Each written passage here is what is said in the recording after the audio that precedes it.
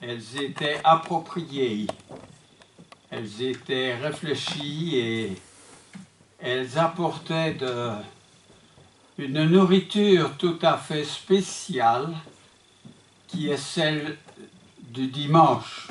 Je m'exprime comme ça, mais le dimanche, on a l'habitude de prendre un croissant, des pistolets, toujours une nourriture qui n'est pas la même que celle qu'on prend tous les jours de la semaine. Mais spirituellement aussi, c'est une nourriture que nous prenons, une nourriture spirituelle. D'abord, je me permets de saluer tous les internautes. Je sais qu'un grand nombre écoutent dans leur pays respectif, dans leur endroit où ils vivent, où ils sont nés peut-être. Et je vous souhaite de partager dans votre cœur les profondeurs de la foi et de notre Seigneur Jésus-Christ. Le Seigneur Jésus-Christ vit-il en chacun de nous tous les jours de la semaine, le dimanche aussi?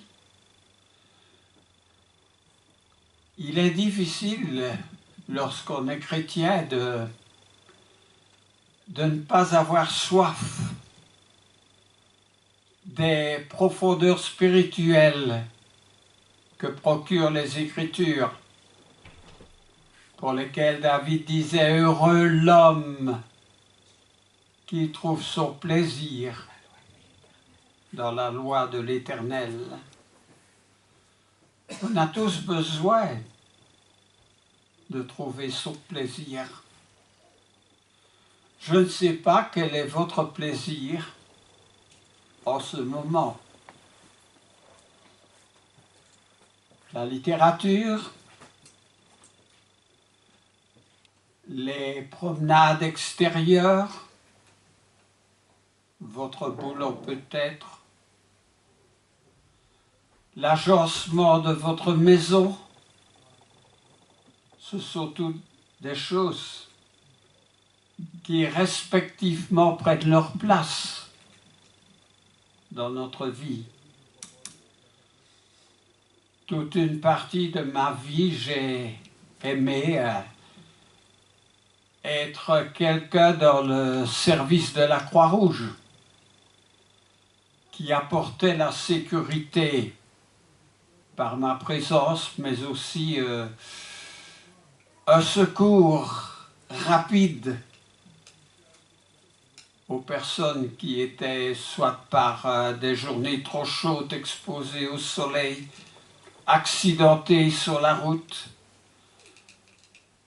marchant à côté d'elles lorsqu'il y avait une manifestation, un cortège ou quelque chose comme cela. Ce fut une période de ma vie. Une autre période de ma vie, c'était le jardinage. Ah, j'ai aimé les fleurs, les plantes. J'y ai consacré une grande partie de mon temps. Voir ces boutons qui se développent au printemps, qui s'ouvrent, qui s'épanouissent au soleil et qui donnent par leur corolle bleu, mauve, rouge, rose, jaune, des fleurs ou des légumes aussi.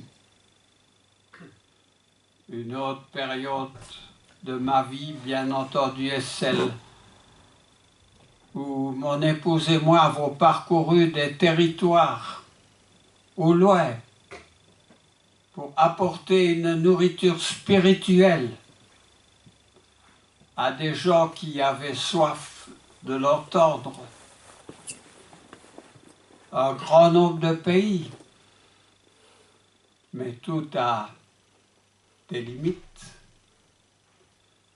Alors, ce qui n'est pas limité, sauf par notre force de nous déplacer, et notre culte de dimanche est le moment où nous nous réunissons pour célébrer la gloire du Seigneur et pour entendre ce qu'il a à nous dire. Eh bien, cet endroit privilégié, outre nos maisons, c'est l'Église. Alors l'Église, c'est quoi? Eh bien, c'est un terme qui a été choisi avec le mot « assemblée ». Et ce mot « assemblée » n'était pas là l'exclusivité de l'Église. Quand on va dans les Actes au chapitre 19, aux alentours des versets 30, il est parlé d'une assemblée. Ce n'est pas l'assemblée de l'Église, mais c'est une assemblée de, peut-être verset 31, je ne sais pas, une assemblée de l'État,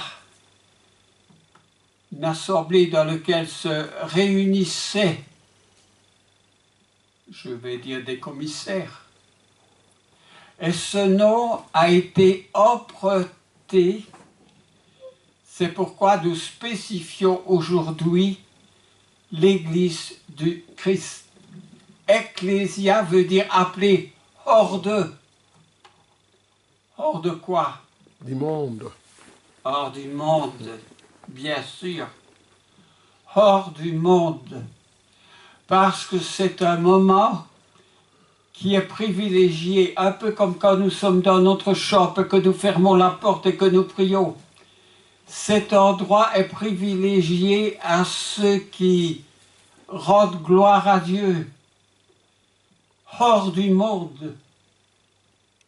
Mais bien sûr, nous prêchons la parole au monde,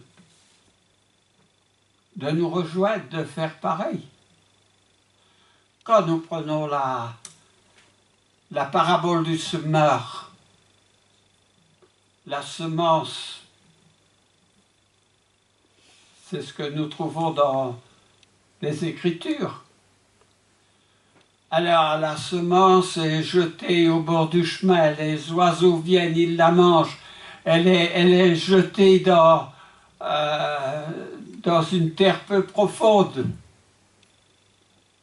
Outre le soleil qui va sécher la semence, il y a cette possibilité de croissance qui est comparée aux soucis du monde. Le monde est plein de soucis. Il n'y a pas place pour l'écriture sainte. Et puis la semence est aussi semée dans des endroits pierreux. La semence se développe, mais il y a les ronces, il y a les épines.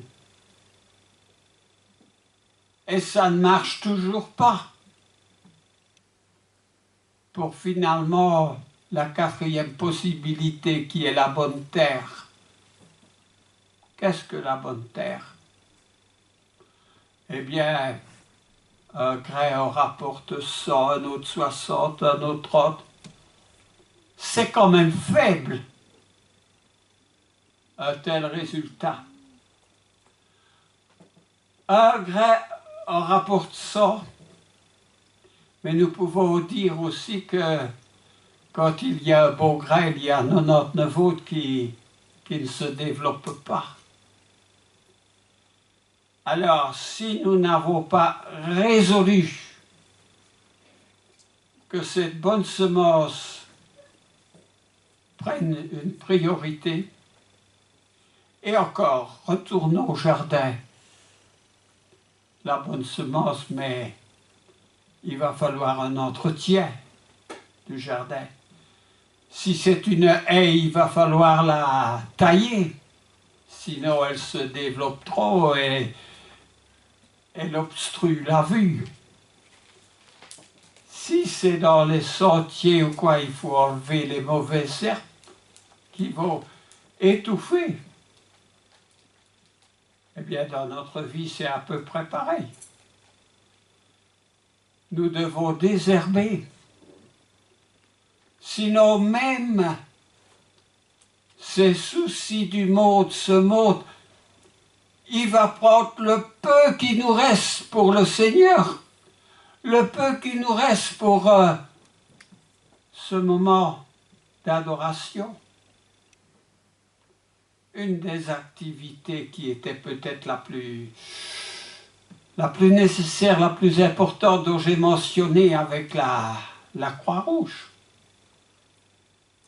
Toujours j'ai dit je suis disposé. Pendant 2 ans, j'ai remplacé des ambulanciers. Le lundi, le mardi, le mercredi, tous les jours de la semaine. Mais j'ai dit ne m'appelez jamais un dimanche matin. Le dimanche matin, c'est pour le Seigneur. J'ai déjà un rendez-vous. Le dimanche. Et j'y suis allé tous les autres jours pendant 2 ans sans me faire payer pour remplacer les 2 ambulanciers qui étaient malades. Mais le dimanche, c'est pour l'hôpital de malades. Vous avez deviné? L'Église est un hôpital de malades. Et le grand docteur, c'est le Seigneur. Parce que si je ne réserve pas un moment dans ma vie pour consulter le médecin, pour passer quelques examens,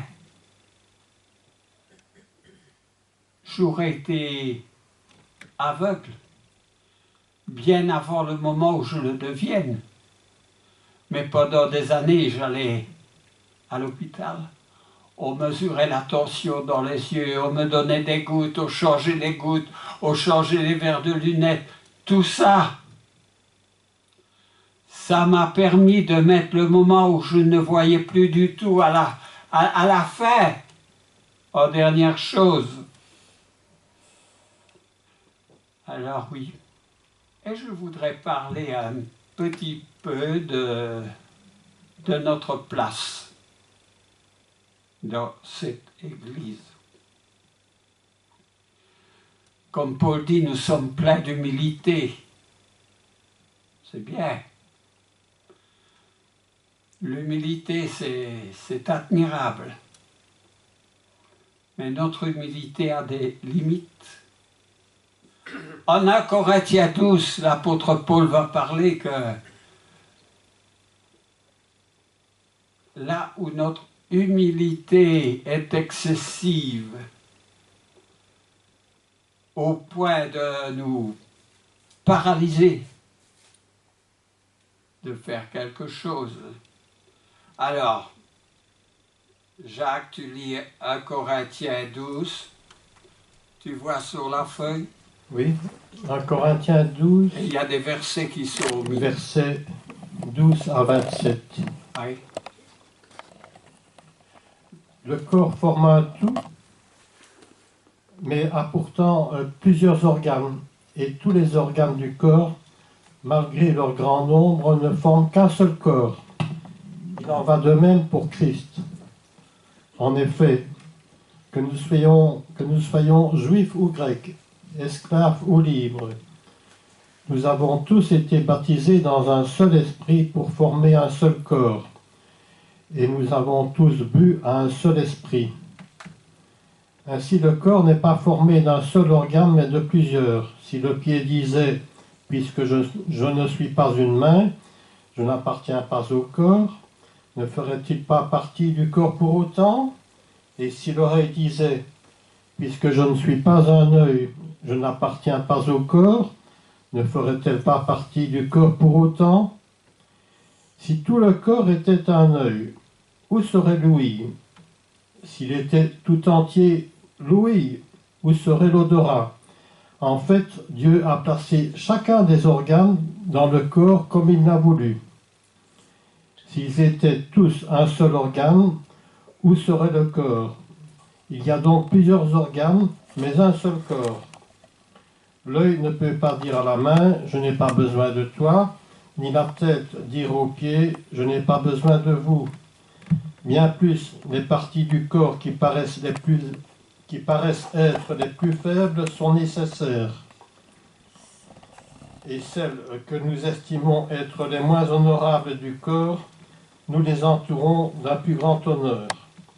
Ainsi, nos organes les moins décents sont traités avec plus d'égard.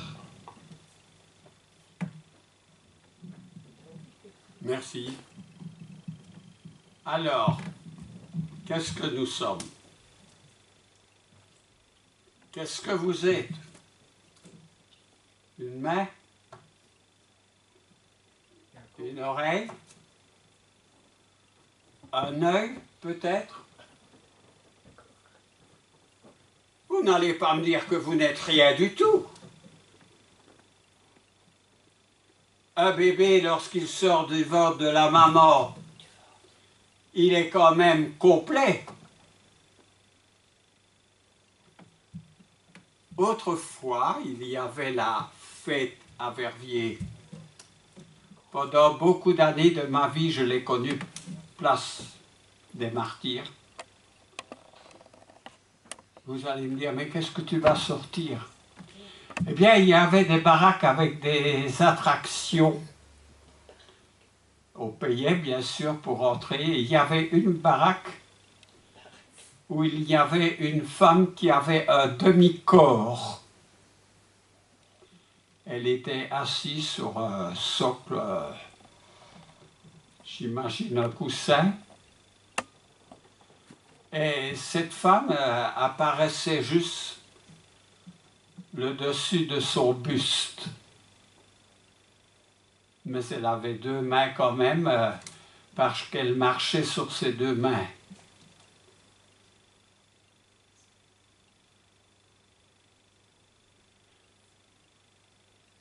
Elle inspirait pitié. Mais je dis cela parce que cette femme qui n'avait plus de pieds, qui n'avait plus de genoux, qui n'avait plus cette partie inférieure du corps qui nous est nécessaire à tous,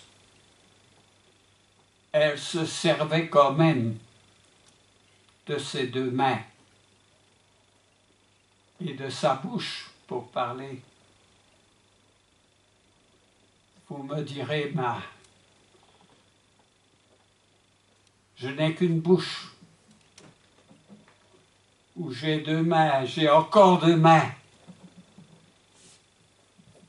Mais allons-nous faire abstraction de cette partie d'organes qui nous sont donnés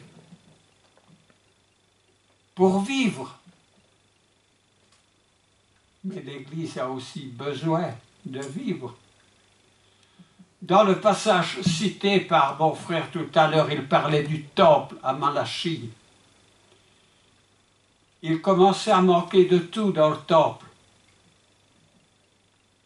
pour cause de la collecte qui n'était plus ce qu'elle devait être. Mais il y a plus grave que l'argent dans ce plateau, plus nécessaire que ces pièces. Il y a nous.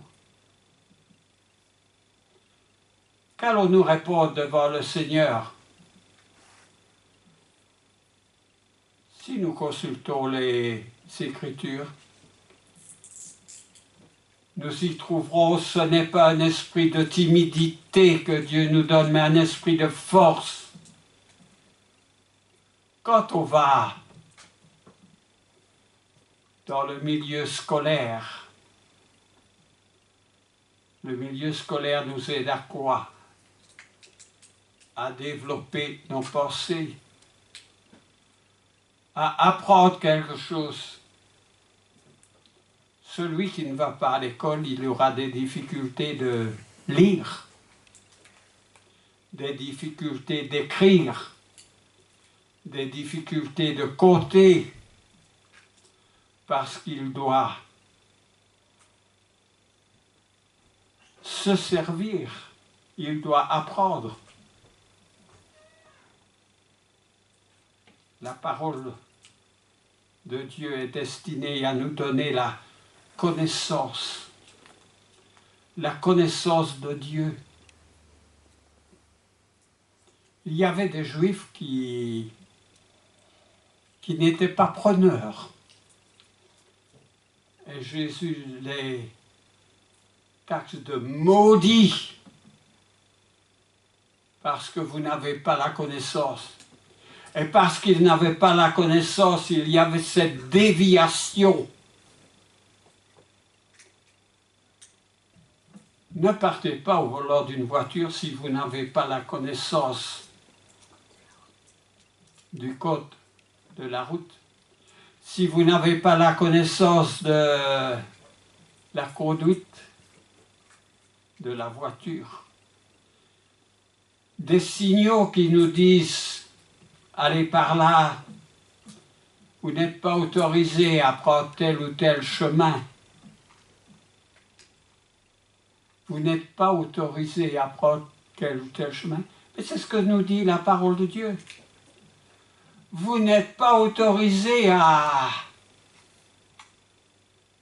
Et puis, où est-ce que nous recevons? Où est l'auto-école de ces choses?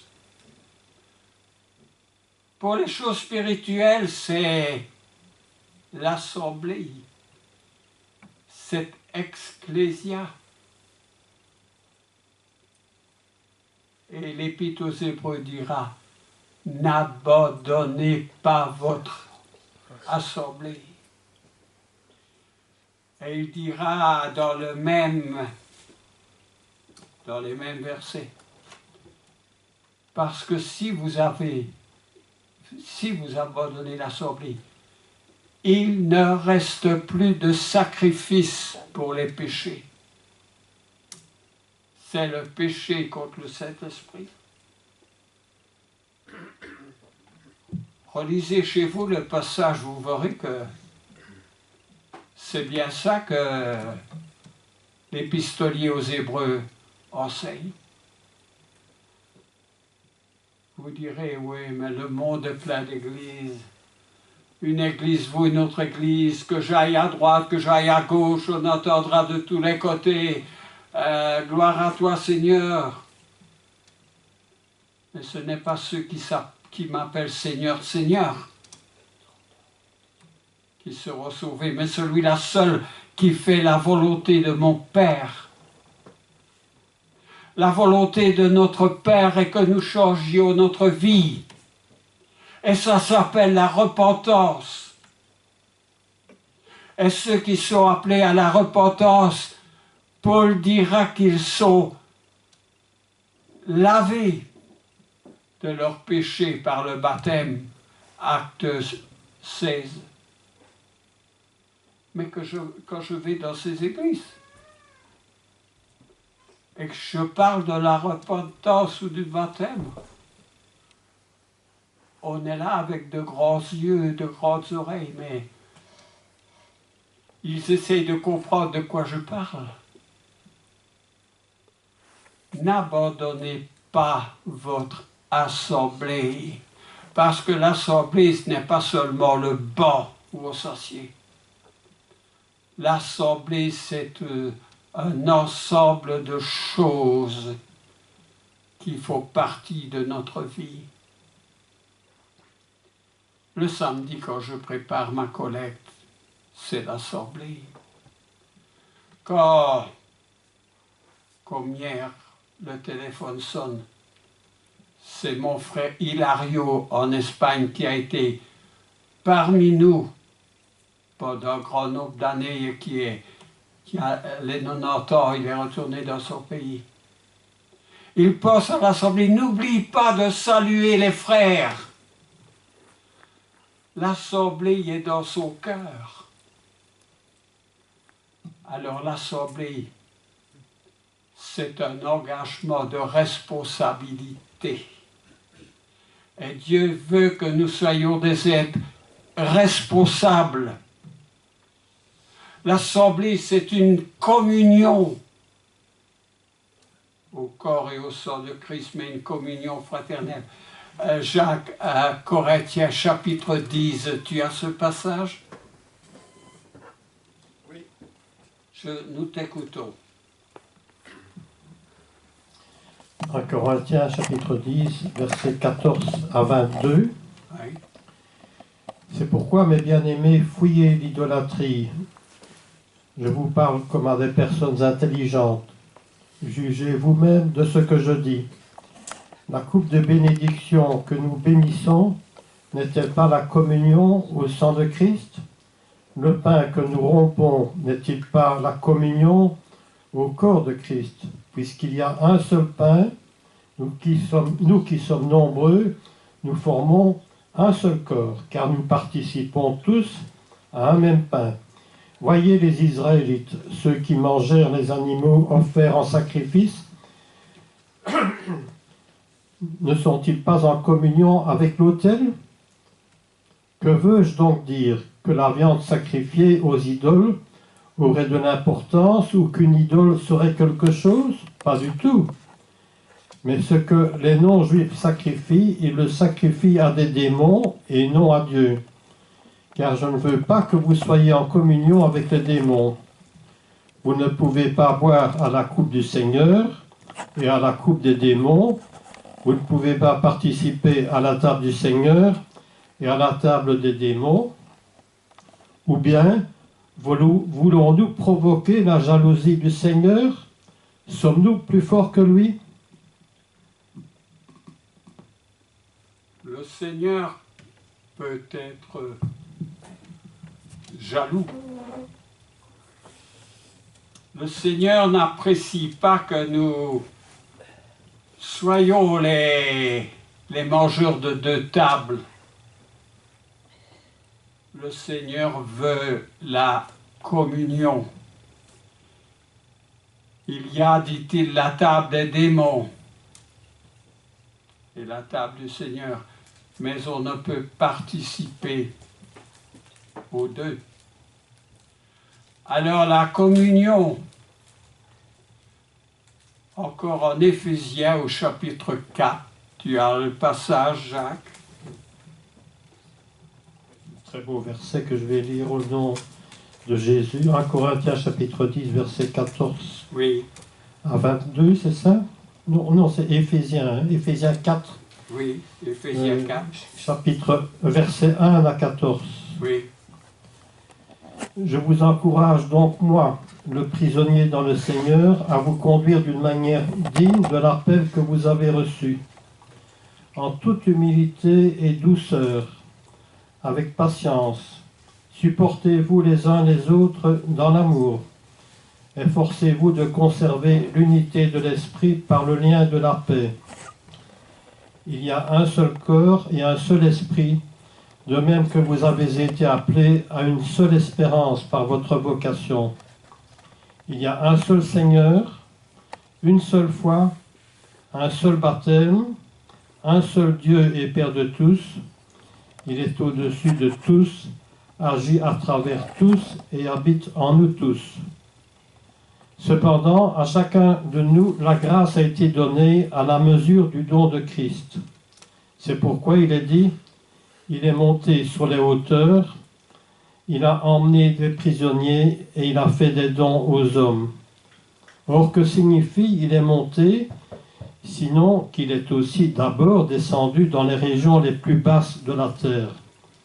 Celui qui est descendu, c'est celui qui est monté au-dessus de tous les cieux afin de remplir tout l'univers.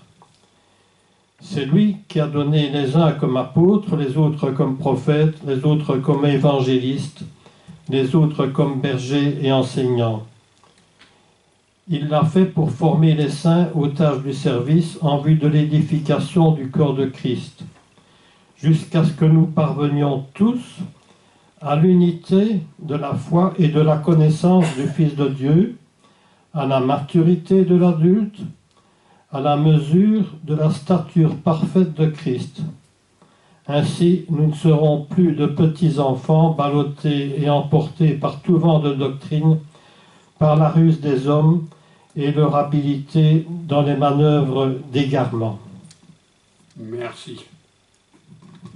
Il s'accorde très bien avec 1 Corinthiens 12, où il est question des attributions, des responsabilités de chacun.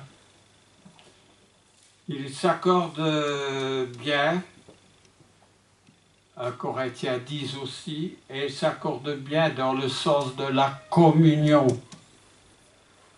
dans le sens de la fidélité aussi, du discernement. Il va dire, il y a un seul Dieu, une seule foi, un seul baptême,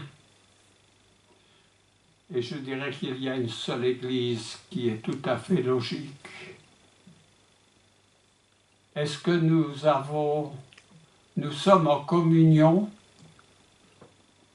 avec ces attributions, avec cette manière de penser et avec cette manière de faire?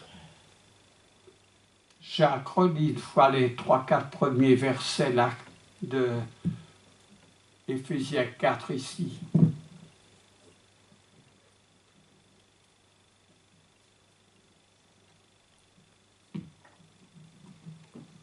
Le titre, c'est l'unité de l'esprit.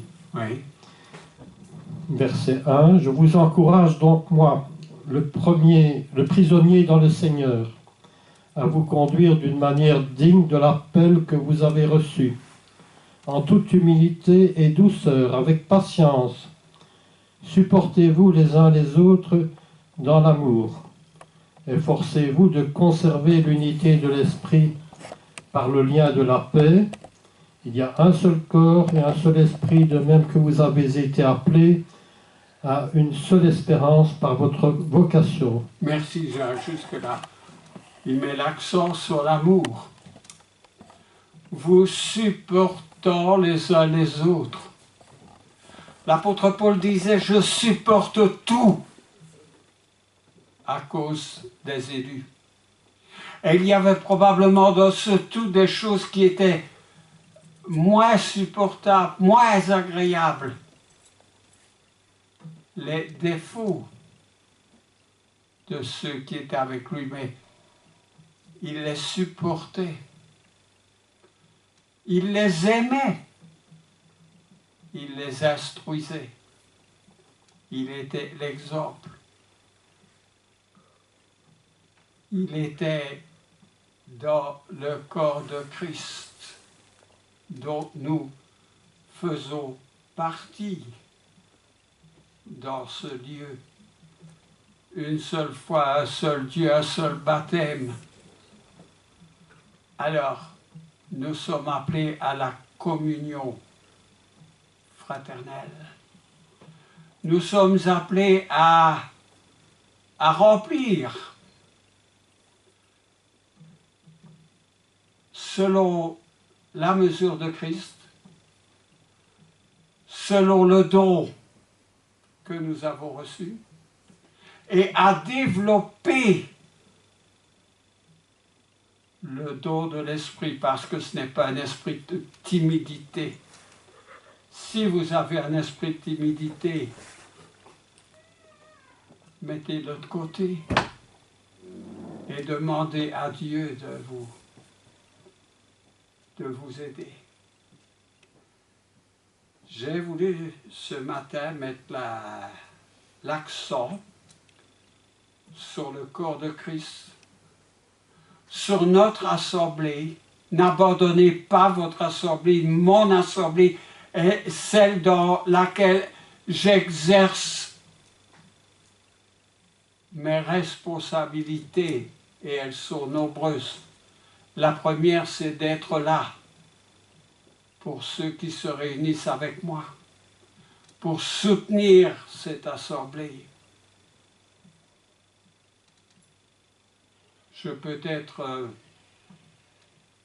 Il y a beaucoup d'assemblées de l'Église de notre Seigneur dans d'autres villes, mais ma responsabilité est ici où je suis, où ma famille se trouve, où mes frères et sœurs se trouvent, où je suis responsable de la population qui m'entoure. lorsque j'étais à Bruxelles et j'y ai vécu 5 ans par mon travail, ma responsabilité était locale. Mais je ne me trouve pas aujourd'hui à Bruxelles, ni à Paris où j'ai fait mes études, ni à Orléans où j'ai prêché autrefois. Mon assemblée ecclésia se trouve là où je me trouve avec ma famille. Que le Seigneur nous bénisse et soit avec nous tous les jours. Amen. Amen.